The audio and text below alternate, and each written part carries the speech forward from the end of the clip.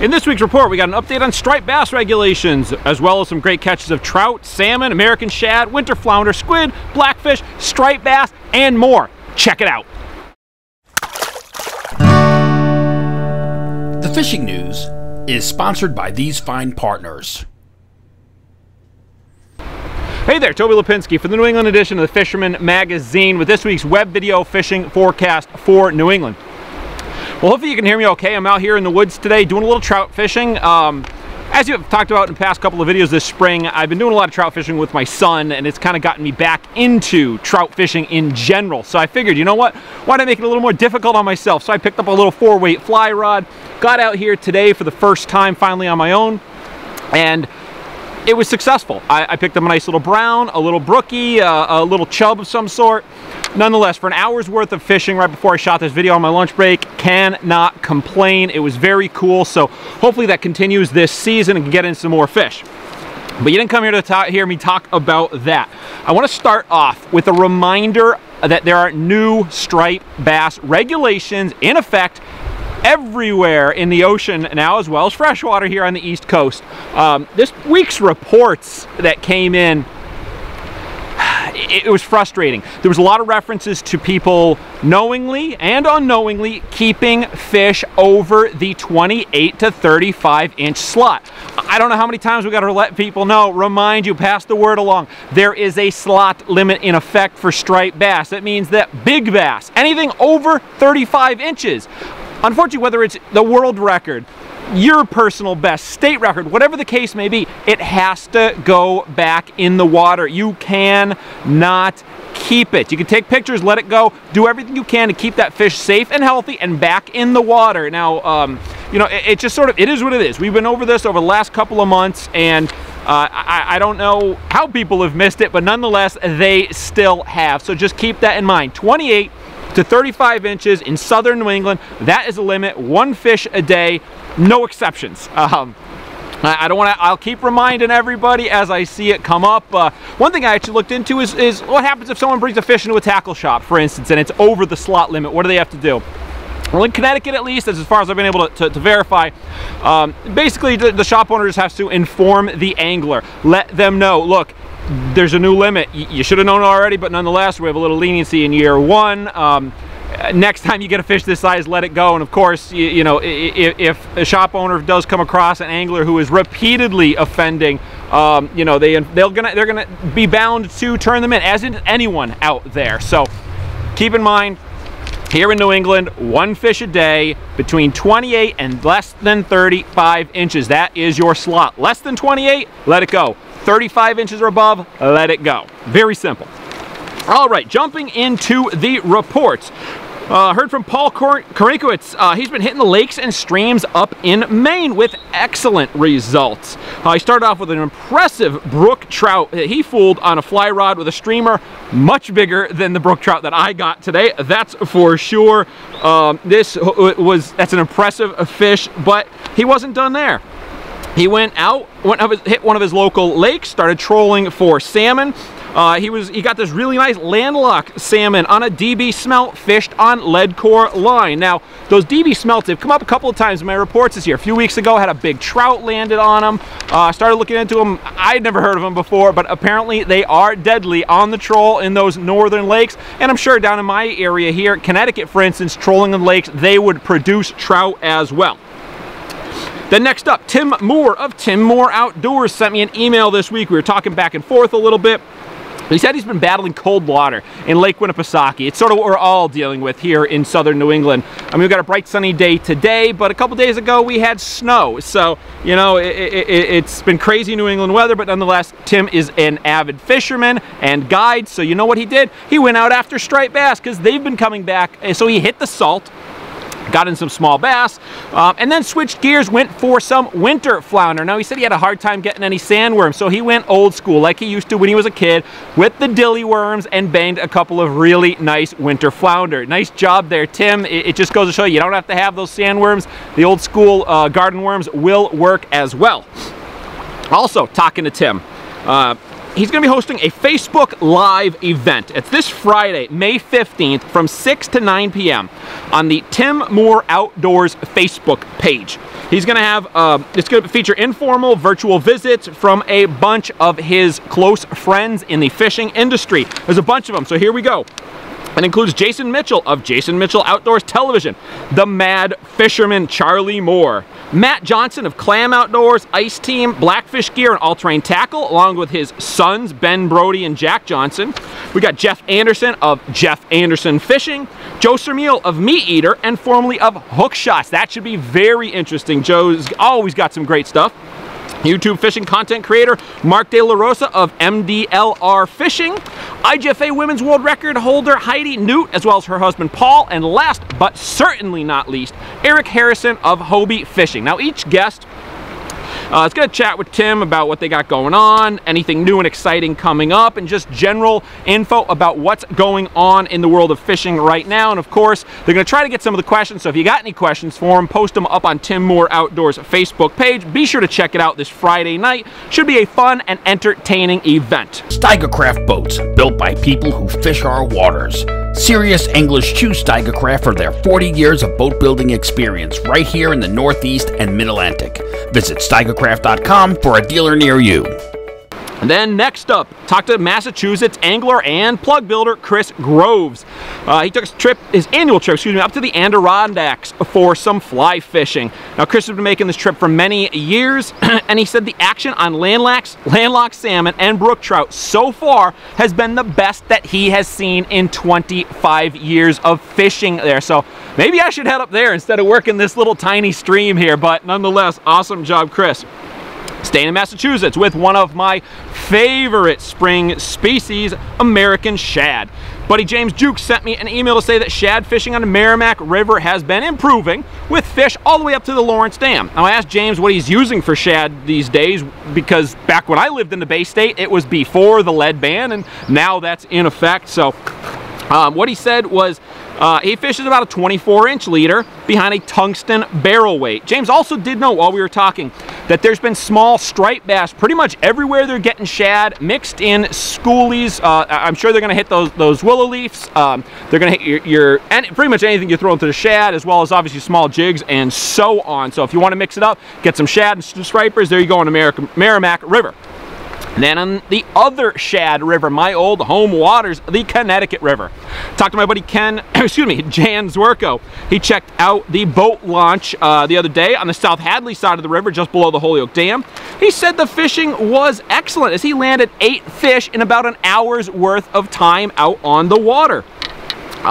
He dropped several other fish as well, and pretty much everybody that he saw, everybody that he talked to had similar success, and it was a good mix of both bucks and roes. I checked the diadromist report this week that I get in Connecticut, and the run took a little bit of a drop as far as lifting fish over the Holyoke Dam for the past week, but nonetheless those fish are still there, stacked up, which actually is almost better for us anglers when they can't get over the dam. It kind of holds them together, and then we can get in on them ourselves. But it's not just shad in the waters below the Holyoke Dam being caught, as I got several reports of some really nice striped bass from small schoolies all the way up to the 28-pounder landed by TJ Dubé. My buddy sent me this photo from up there over the weekend. While TJ got this big bass by boat, as you can see in the photo, there's been some really nice fish landed from shore. Fish to the mid 20-pound class from shore. Those are the waters that I used to fish. I remember I years and years ago was shad fishing, then started seeing these big striped bass hammering the shad. Almost gave up on the shad because there's such big bass. I know a fish over 50 pounds landed in that area in years past. Moving on down into Rhode Island, blackfish action really improved this week with reports coming in all over the state. Watch Hill, Newport, up inside Narragansett Bay, Narragansett itself. But first off, we got Anthony Cooten. He bagged a big 12.5-pound tog off a dock on the eastern side of the state. I didn't press him for details on exactly where he got it or how he got it, but it is the biggest blackfish in local waters that I've heard of confirmed so far this year. Congrats, nice double-digit blackfish, especially from shore. That is quite the catch. Then I heard from Tyler Audledge. He sent me a photo of his son 5-year-old Landon with an impressive 5-pound blackfish of his own. And he said they were fishing out of the Connecticut River, and Tyler said that the bite was on fire the last couple of trips, and pretty much everything, Asians, green crabs, it's all working right now. So we lost the season closed in Connecticut. It's open in Rhode Island, open in Massachusetts, so get on the bite now. And before I leave Rhode Island, I've been getting a lot of questions about the arrival of squid. This is the time of the year that they are going to come through. They're going to show up if they're going to do it. Well, Ralph Kraft of Crafty One Customs in this week's report said that squid are starting to show up around Newport and Jamestown right on schedule. Now, they're kind of spotty still, but the numbers are only going to increase over the next couple of weeks. And of course, the shop is fully stocked with squid jigs as well as tog jigs if you want to get in on either species. And what's better yet is they're running some special deals for Fisherman subscribers. So be sure to mention the magazine, the printed report, the video report, everything. Let Ralph know and you'll get a nice little discount for your effort. All right, moving on over into Connecticut. And we get some pretty good reports on the early season porgy by the boats heading across the sound, not so much on our side just yet. Heading over to places like Peconic Bay, of course, spring hotspot for the porgies.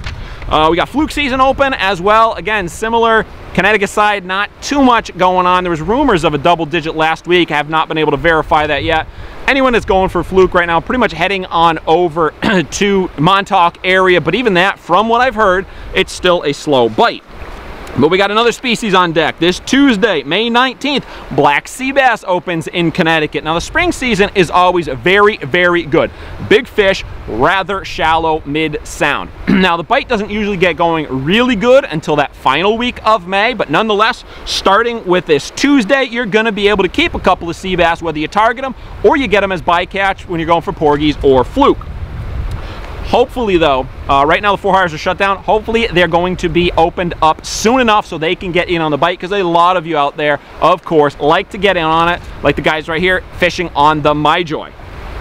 And speaking of the 4-hires and the MyJoy, unfortunately, we lost a legend in the local party boat industry recently as Captain Paul Brockett passed away on April 29th due to complications from COVID-19. The MyJoy was the first real fishing boat I ever sailed on, and Captain Paul ran the Waterford-based MyJoy along with his son, Captain Joe. I first sailed with these guys back 84, 85, somewhere in that range with my father and my grandfather for bluefish, and I'm sure there's a lot of you out there in the Fisherman magazine community that have similar memories of fishing on the MyJoy to this day. Of course, we here at the Fisherman magazine wish our sincerest condolences to the entire MyJoy family, and we'll of course let everyone know when they begin sailing once again. Back on a positive note though, striper action has been heating up both in the Sound and in the tidal rivers. Heard from my buddy Doug Thurston. He was fishing the Connecticut River this week, and of course he wasn't out there alone. He had his dog Ohana with him this weekend. Now unfortunately, Doug's catch didn't do much to impress the dog, but nonetheless they had a really good day on the water. Bunch of schoolies, a lot of small bass in the lower river still. You want to move upriver a little bit though. Heard from Josh Lloyd. He was all the way up around Hartford on Friday evening. He got into a really good striped bass bite on Super Strike little neck poppers just before dark. When all was said and done, he said he landed about a dozen fish in the low to mid 20-inch class. And if you check out this week's Fishing Factory 3 report, there's word of striped bass up to the 40-pound class caught just below the Enfield Dam. Now, I did a little poking around myself this week one night up there. I didn't find anything, but the weather was a bit off. The run hasn't been quite what it was years ago, but nonetheless, it was great to be up in that area once again. Moving west to the other big spring striper river, the Housatonic. Heard from Mike Benzinger. Always getting into those spring bass down there. He's getting some decent fish lately, but this time around, it was the kids fishing with him who are doing the catching. First up, we got Kylie Umstead with a solid daytime striper right around the 30-inch mark, landed in the river. And I have been hearing of improved daytime and top water bite as the river warms up lately, so might just be the time right now to go on those after dinner runs or before breakfast. Bring the sluggos, bring the pencil poppers, the spooks and stuff like that for a shot of some really exciting top water action on stripers.